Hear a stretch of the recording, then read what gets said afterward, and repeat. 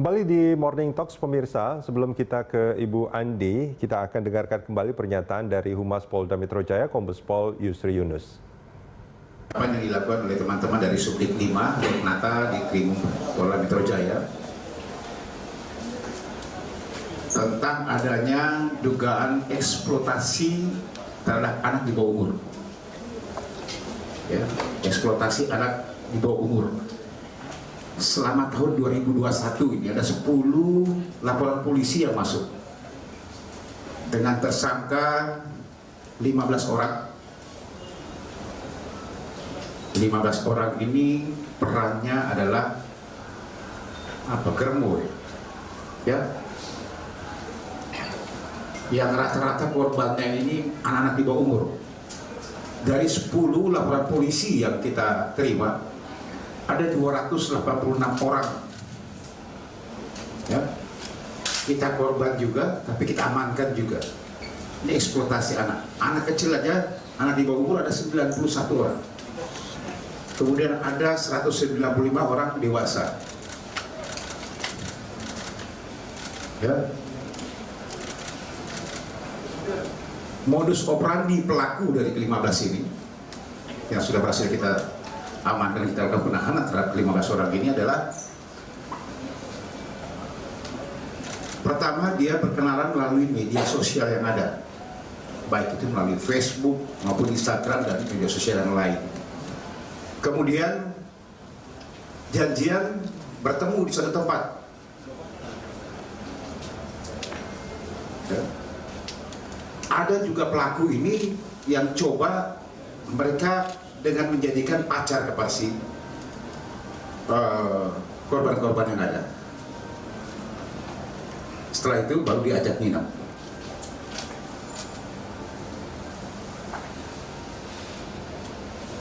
Ini modus operandi yang dilakukan para tersangka dengan perannya masing-masing.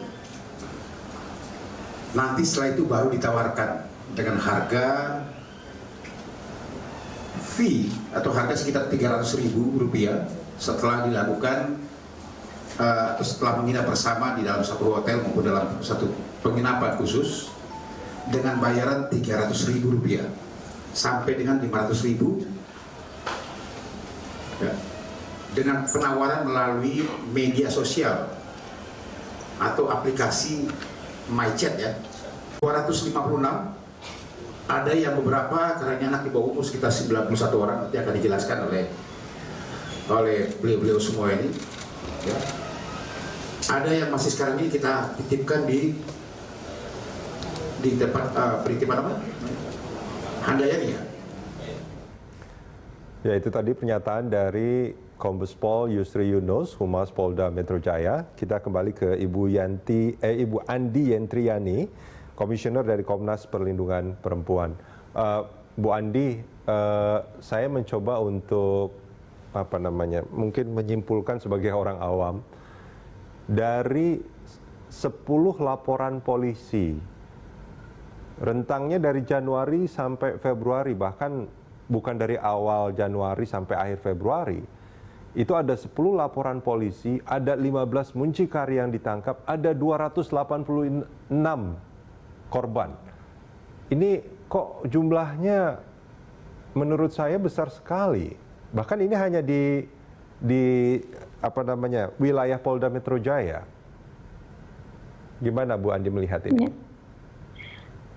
Ini memang di dalam tadi seperti saya sampaikan hampir 2 tahun terakhir ini ya, dari tahun 2020-2021 ini selalu ada sejumlah berita-berita mengenai prostitusi anak yang jumlahnya sangat besar sekali. Beberapa waktu lalu ada penangkapan juga prostitusi anak di kota-kota yang lain yang anak yang terjerat di dalam prostitusi ini juga jumlahnya puluhan gitu.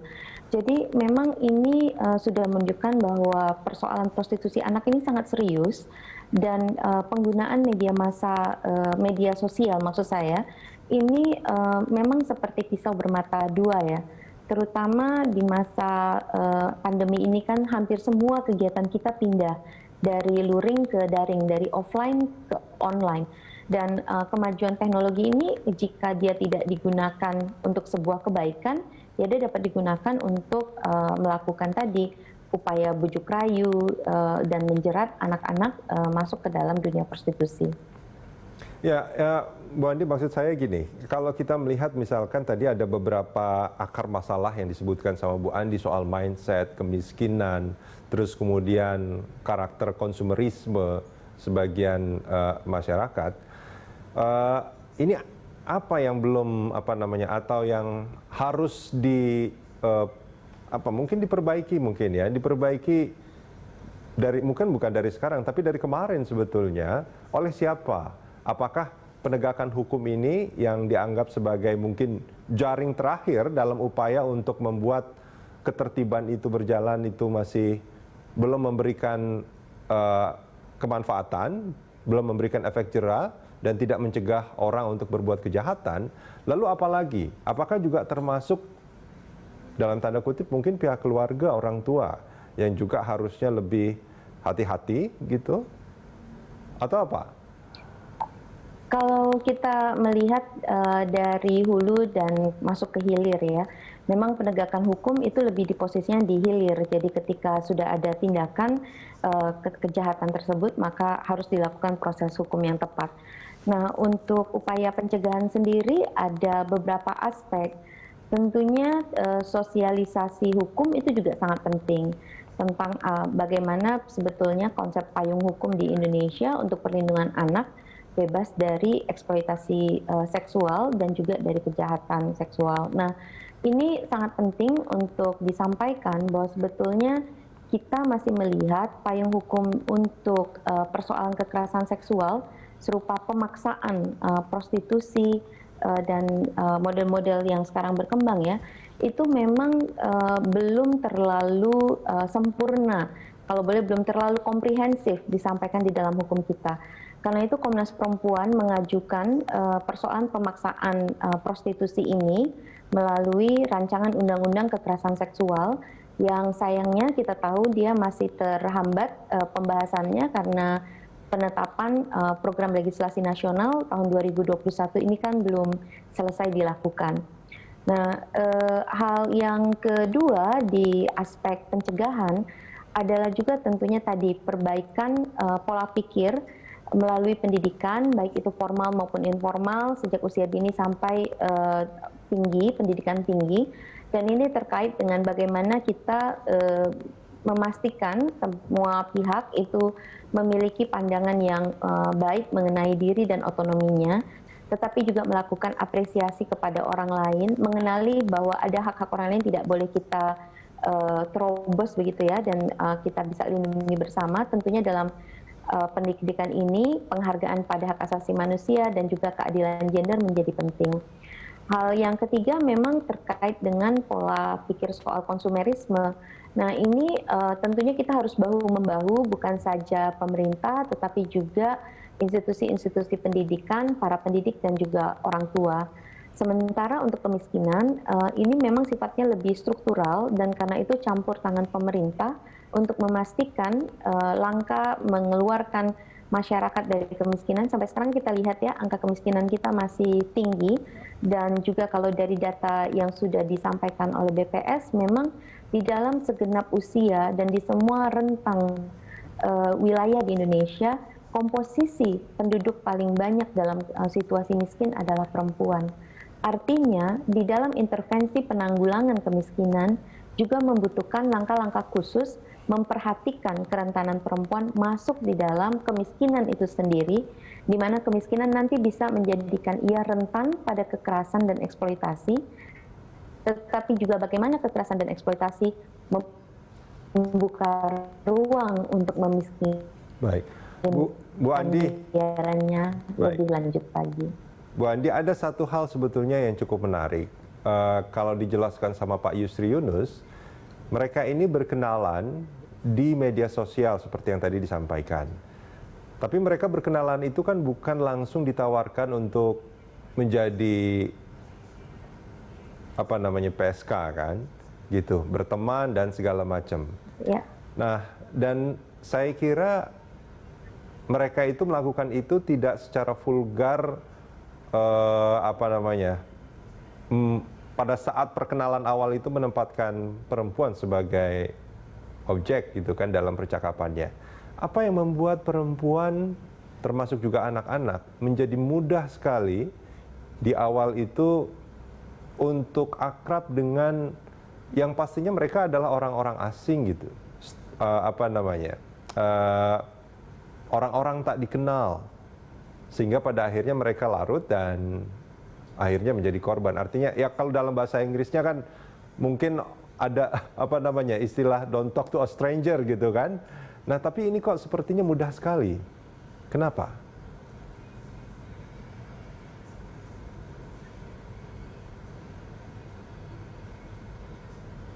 Halo Bu Andi. Di dalam pengamatan Komnas Perempuan tentang kekerasan seksualnya, dan salah satunya adalah... Halo? Tadi nge-freeze Bu Andi, jadi awalnya nggak kedengeran sama sekali, boleh diulang? Saya boleh. Di dalam pengamatan Komnas Perempuan mengenai kasus-kasus kekerasan seksual berbasis online, yang jenisnya beragam dan salah satunya adalah eksploitasi seksual, memang ada fase yang disebut dengan grooming. Jadi grooming ini seperti menyiapkan orang. Jadi dia akan mencari tahu, pembicaraan akan sangat casual untuk mengetahui tipologi karakter dari orang yang dia sedang ingin eksploitasi tersebut. Nah, pembicaraan-pembicaraan ini nanti akan membuat si pelaku mudah mengidentifikasikan kira-kira hal apa yang akan menjerat ataupun menjadi interest ya, menjadi yang menarik gitu bagi si anak atau si korban ini. Dan kemudian lama-lama seolah dari tahap ke tahap akan dibimbing sampai kepada pembicaraan yang dia inginkan oleh si pelaku. Misalnya saja menanyakan apakah dia tertarik untuk mungkin hanya casual talk, menemani minum, menemani dan seterusnya sampai kepada menemani tidur. Tetapi juga ini hampir mirip dengan misalnya kemudian mengajak orang untuk membuka bajunya, kemudian nanti akan di capture fotonya, kemudian akan digunakan untuk kepentingan lanjutan. Nah, jadi fase grooming ini memang sangat penting dan dia sangat dimungkinkan karena pada masa sosial media ini kan semua orang berkenalan dengan strangers. Jadi yang tadi dibilang jangan bicara dengan orang asing itu seolah-olah hanya di dalam dunia nyata ya. Jadi dalam kehidupan sehari-hari di masa luring gitu. Tetapi di masa daring justru media sosial adalah ruang interaksi warga kan gitu. Nah, ini sekali lagi memang ruang interaksi ini seperti pisau bermata dua. Dia menjadi sesuatu yang bisa memberdayakan, tapi untuk orang-orang yang sudah memiliki niatan yang jahat, maka dia bisa menjerumuskan pihak yang sedang coba dia tangkap. Oke. Boleh nggak kalau saya simpulkan sebetulnya soal bagaimana mereka bermedia sosial, mungkin lebih, walaupun ini adalah media publik gitu ya, tapi mungkin akan lebih baik kalau itu digunakan secara private, artinya hanya berjejaring di sekitar mereka yang mereka kenal, mungkin keluarga, teman sekolah dan segala macam. Mungkin itu lebih aman? Tentu. Memang untuk anak kita perlu membangun literasi digital ya kepada anak dan juga sebetulnya pada banyak kasus banyak orang dewasa yang juga belum mengenal literasi digital ini. Akibatnya kan warga Indonesia dan dunia bahkan banyak yang gampang terbujuk oleh hoax dan lain-lain ya. Nah, literasi digital ini juga sangat penting untuk dapat membentengi diri dari kemungkinan eksploitasi seksual dan bentuk-bentuk kekerasan lainnya yang dilakukan melalui media online, karena kejahatan di media online ini kan juga banyak sekali ragamnya. Baik. Nah, betul pada saat yang bersamaan agak sulit untuk membatasi kontak dengan orang-orang yang berbeda.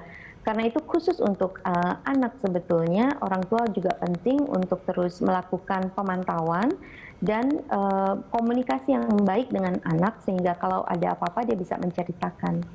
Baik. Bu Andi, terima kasih banyak sudah bergabung bersama kami di Morning Talks pagi hari ini.